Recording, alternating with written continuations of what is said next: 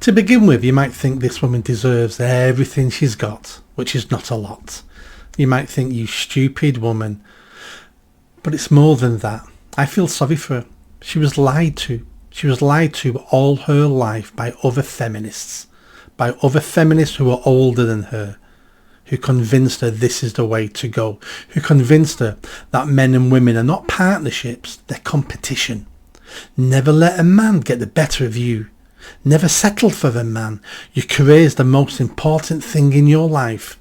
Because when you're dying on your deathbed, you're going to be saying to a priest or to your mum or whatever, you're going to be saying, oh, look how much money I've got in the bank.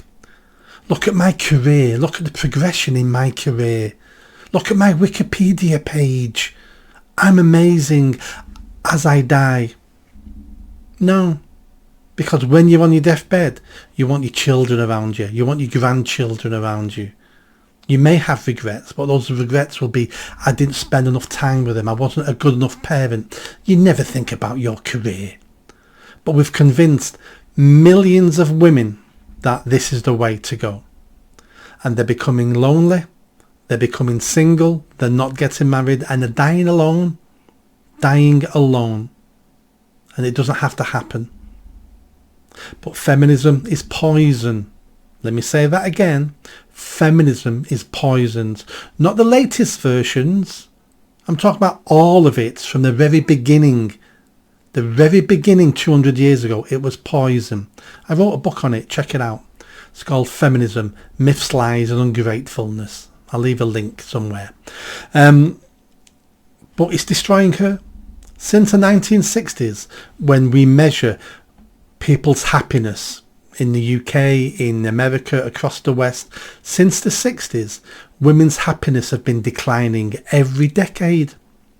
They get more feminism, they get more rights, they get more responsibility, they get better jobs, and the happiness is going down and down and down every decade. Men's is roughly staying the same. So what does that tell you?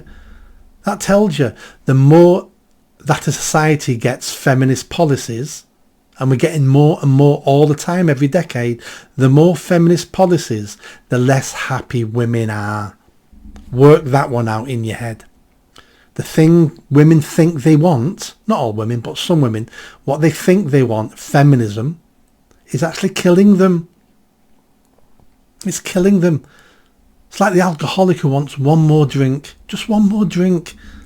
It's killing them. And the sooner women start rejecting feminism and going back to their natural state, which isn't a second-class citizen, which isn't subservient to men, all that are lies and myths created by feminists to convince women. Men and women are partners, but we used to have the men's world and the women's world, and women ruled the women's world and men ruled the men's world. But then we started telling women you can be just like a man. Be just like a man. But you're not built like a man. You've not got the same genes as a man. You've not got the same mentality as a man. And now we tell men, just be like a woman. Be pink and fluffy. Cry. Why don't you cry? Because that'll stop you committing suicide. A good cry will help you out. No, it won't. And some men have taken it to the next thing. Well, no benefits in being a man. I might as well be a woman. So now we've got the trans thing as well. All started by feminists. All came through women's studies and gender studies at university. All heavily dominated by women. Most people attend those courses of women. Every trans person you ever meet says, I'm a feminist. Start joining the dots. But we need to start educating our younger women that this isn't the road to go down. Have a career. The world's open to you. Do whatever you want. But do not neglect finding a partner, having children.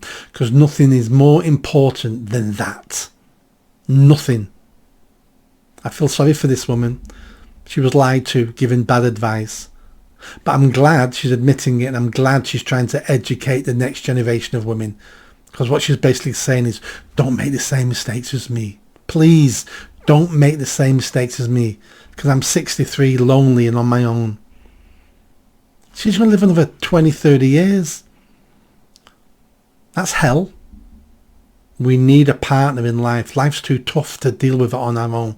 We need someone to help carry the weight. That's why we hook up. That's why we have children and grandchildren. That's why we live so long as humans, because of our children and grandchildren. She's made huge mistakes, but hats off to her for realising it and trying to educate the younger generation. Please subscribe. See you next time.